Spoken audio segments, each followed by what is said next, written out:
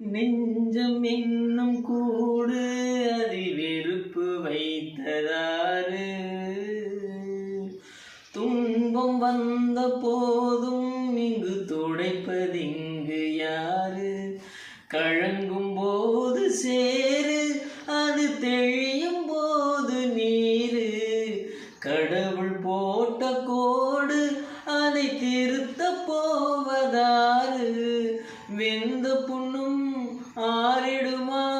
வேதனை தான் தீர்ந்திடுமா?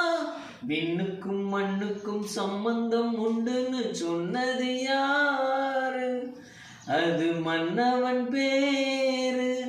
அந்த வானத்தை போல மனம் படைச்ச மன்னவனே, பனி துளிய போல குணம் படைச்ச தென்னவனே.